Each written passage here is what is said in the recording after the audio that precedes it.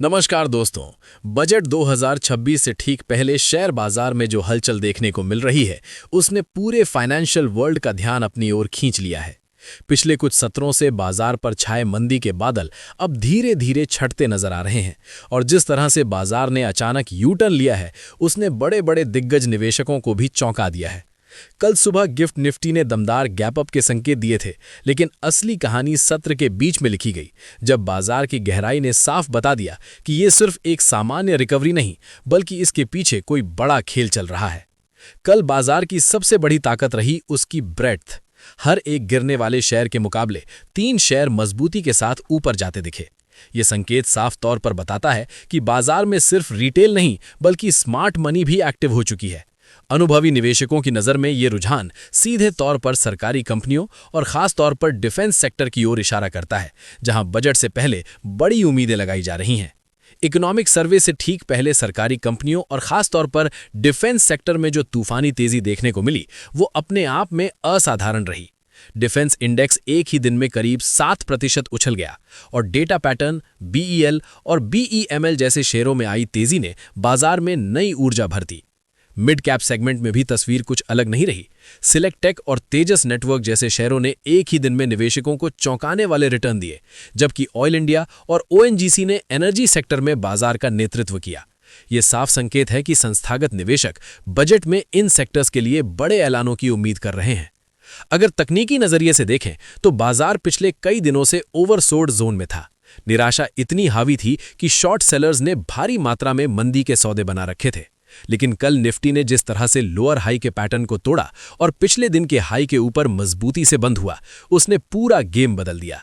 167 अंकों की बढ़त के साथ 25,342 पर क्लोजिंग ये साफ दिखाती है कि शॉर्ट सेलर्स अब फंस चुके हैं और शॉर्ट कवरिंग ने बाजार को ऊपर की ओर धकेल दिया है। घरेलू संकेतों के साथ साथ वैश्विक माहौल भी बाजार की चाल को प्रभावित कर रहा है। डोनाल्ड ट्रंप के हालिया बयानों ने ग्लोबल मार्केट में नई अनिश्चितता पैदा कर दी है। फेड चेयरमैन जेरोम पावेल पर बढ़ता राजनीतिक दबाव और ब्याज दरों को लेकर आक्रामक रुख के संकेत आने वाले दिनों में वैश्विक बाजारों में उतार चढ़ाव बढ़ा सकते हैं। ऐसे में भारतीय बाजार भी बजट सत्र के दौरान इस वैश्विक हलचल से अछूता नहीं रहेगा।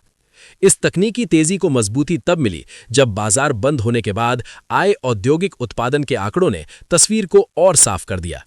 दिसंबर महीने में आईआईपी की ग्रोथ 7.8% दर्ज की गई, जो पिछले 26 महीनों का सबसे ऊंचा स्तर है। यह आंकड़ा बताता है कि देश की आर्थिक बुनियाद मजबूत है और ग्रोथ का इंजन सही दिशा में चल रहा है। इकोनॉमिक सर्वे से पहले यह डेटा बाजार के लिए एक मजबूत फंडामेंटल कुशन बनकर उभरा है।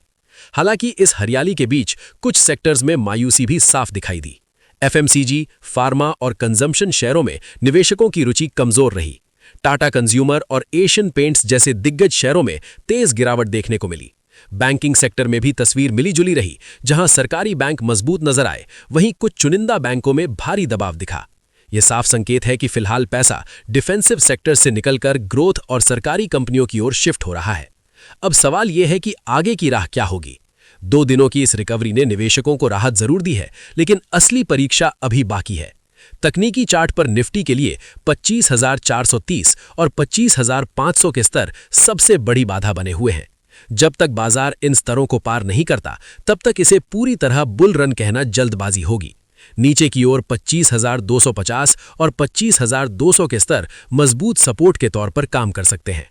कल आने वाला इकोनॉमिक सर्वे और उसके बाद बजट 2026 बाजार की दिशा तय करेंगे।